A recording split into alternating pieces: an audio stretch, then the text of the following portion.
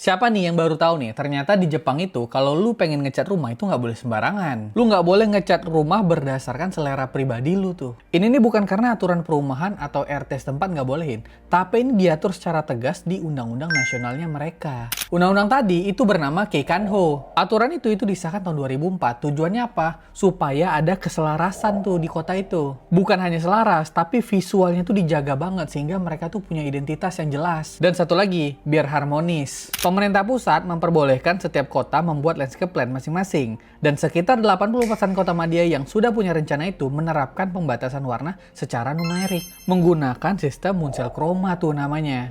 Yang mana itu berarti lu menggunakan satuan warna yang terukur tuh saturasinya tuh. Jadi nggak jauh-jauh beda biasanya. Contoh yang paling konkret, lu tuh bisa lihat Kyoto tuh. Jadi ini diatur lewat Miyako Landscape Guideline, yang dimana itu aturannya cukup ketat tuh. Aturan tadi itu dibuat di Kyoto tahun 2007, yang dimana di situ juga tertulis bahwa bangunan itu paling tinggi 45 meter, sama atapnya harus silver, dan dindingnya nggak boleh warna terlalu cerah. Nah itu aturannya tuh ketat. Dan aturan ini bukan hanya berlaku untuk perumahan aja. Untuk brand-brand internasional juga harus menyesuaikan tuh dengan warna itu. Contoh ya, McD, Starbucks, Uniqlo, semuanya ganti warna. Menyesuaikan dengan aturan tadi. Lalu di Indonesia gimana bang? Nah di Indonesia tuh nggak ada tuh yang kayak Keikanho tadi. Yang mengatur secara spesifik itu tuh. Visual sama warna bangunan tuh nggak ada. Tapi nih, ada satu daerah yang punya semangatnya tuh sama dengan Kyoto. Itu adalah Bali. Lewat Perda Provinsi Bali nomor 5 tahun 2005, seluruh bangunan gedung diwajibkan mencerminkan arsitektur Bali. Seperti material batu padas, batu merah, atap genteng, ornamen ukiran tradisional, serta tata ruang berdasarkan prinsip Trimandala. Ini kan untuk kelokalan nih bagus banget nilainya. Bahkan tuh ketinggian bangunan itu 15 meter. Itu hampir sama rata dengan pohon kelapa tuh.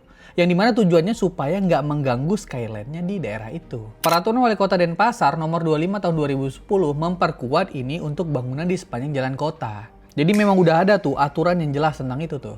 Kalau kota-kota Jabodetabek gimana bang? Nah ini ada aturannya juga nih. Itu tuh Pergub DKI nomor 20 tahun 2024. Aturan itu tentang tata bangunan, tapi fokusnya itu cuma pada koefisiensi dasar bangunan, garis padan, dan ketinggian. Bukan warna tuh, nggak sampai detail sampai warna tuh nggak. Feeling gua nih di Indonesia itu kayaknya kalau visual nggak gimana-gimana. Yang penting fungsi dasarnya tetap terpakai tuh. Dan menurut gua nih, Jepang mengatur warna itu bukan karena ingin mengekang kebebasan orang. Tapi ini soal kesadaran kolektif yang menjelaskan bahwa kota itu tuh milik semua orang tuh. Jadi harus harmonis. Mulai dari sejarahnya hingga budayanya. Makanya kalau lu ke Jepang itu kelihatannya bagus banget. Menurut lu gimana nih? Masyarakat kita udah siap belum? Estetika kota itu dijadikan kebijakan dan bukan lagi selera pribadi. Gimana menurut lu?